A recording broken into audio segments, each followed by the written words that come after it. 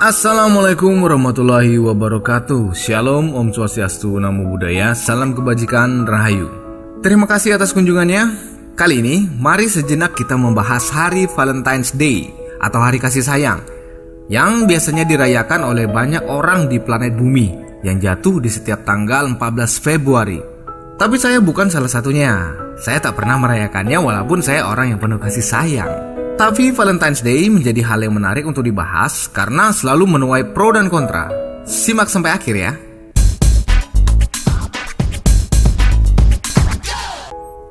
Seperti biasa, saya bukan ingin membahas secara detail asal-usul Hari Valentine dan siapa yang merayakannya. Karena kalau googling banyak yang sudah menjelaskannya. Tapi kita di sini ingin lebih ke arah pembahasan mengapa ada pro dan kontra. Oke? Mari kita telusuri yang pro-nya alias yang setuju untuk merayakannya. Mereka yang merayakannya ini biasanya adalah kaum ABG dan para muda-mudi yang sedang syarat dengan kasmaran. Karena mereka tidak tahu sepenuhnya bahwa makna sebenarnya dari Valentine's Day adalah pengorbanan jiwa seorang pemuka agama yakni Saint Valentine demi menyelamatkan rasa kasih sayang antar sesama. Tapi kebanyakan dari mereka, kata orang-orang sih, para remaja malah merayakannya dengan pesta, clubbing, dan maksiat. Walau tak semuanya benar, tak semuanya, berarti ada yang benar dong. Yap, di antara mereka ada yang mengklaim merelakan keperawanannya di hari Valentine's. Benar atau tidak, saya hanya membacanya di beberapa artikel di media yang ternama. Dan itu sudah menjadi rahasia umum. Lalu hal ini pun dimanfaatkan oleh para pebisnis untuk meraup keuntungan sebesar-besarnya dengan promo Valentine's Day yang luar biasa.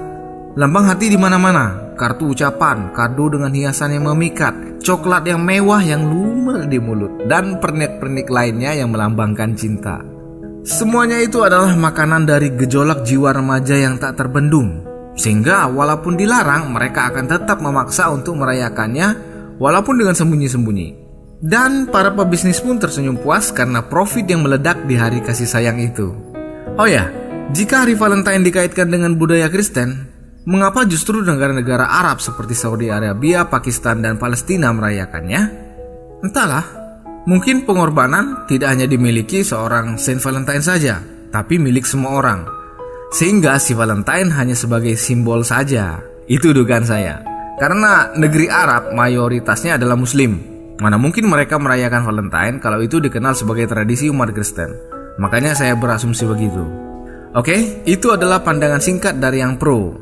Selanjutnya, mari kita ambil sudut pandang dari orang-orang yang kontra dengan hari kasih sayang dan mengharamkannya. Pengharaman dari berbagai kalangan bukan terjadi di akhir-akhir ini saja, tapi sudah berlangsung dari dulu. Sejak tahun 80-an, sudah banyak orang yang tidak ingin melihat budaya pesta yang memeriahkan hari Valentine, terutama di kota-kota besar. Di kalangan remaja berduit, kesan hura-hura dan pesta pora di kala itu mendapat kecaman dari berbagai pihak. Hingga sekarang, banyak sudah pihak berwenang yang mengeluarkan surat edaran resmi larangan perayaan Valentine ini, terutama institusi pendidikan. Ya, kemungkinannya pasti disebabkan oleh kegiatan mesum yang sebagian dilakukan oleh para remaja. Lalu ada juga dari kalangan agamawan, agamawati, agamis, atau apalah itu, yang hobinya menyangkut pautkan segala sesuatu dengan agama. Mereka bilang bahwa ini adalah budaya barat Kristen yang tidak perlu dicontoh karena lebih banyak mudarat daripada manfaat. Padahal ada sebagian kalangan umat Kristiani yang ikut melarang perayaan Valentine karena dianggap ini adalah perayaan paganisme penyembah berhala. Apalah itu? Sudahlah, yang namanya mereka ini apa-apa selalu dikaitkan dengan agama. Nah, itu saja pro dan kontranya. Tapi tunggu dulu. Kita tidak bisa hanya sebagai penonton saja. Jika mau peduli, mengapa kita tidak tengahi pro dan kontra yang sudah terjadi selama ini? Sebagai penengah, mari kita cari win-win solution atas masalah pro kontra Valentine's Day. Ya, yang pertama, seperti yang kita ketahui, watak ABG itu keras. Mereka adalah jiwa-jiwa petualang yang sedang mencari jati dirinya. Nah, bagi remaja yang sulit dikontrol, fungsi orang tua dan sekolah harus optimal di sini. Mengajarkan bahwa kasih sayang bisa diungkapkan kapan saja, di mana saja, tanpa harus menunggu Valentine's Day. Jika ingin merayakannya sebagai simbolik dari kasih sayang, rayakanlah tanpa harus berpesta. Tapi dengan seadanya saja, seperti berkirim kartu selamat atau berkirim bingkisan ungkapan kasih sayang, tanpa harus berpesta terlebih di masa pandemi ini. Ih, sudah risikonya kena corona, ditangkap aparat pula karena keramaian. Double sialnya. Yang kedua, untuk soal budaya, coba kita renungkan sejenak. Mengapa negeri Arab juga merayakannya? Oke lah, anggap bisnis. Tapi bisnis pun tidak akan muncul jika tak ada respon dari warganya.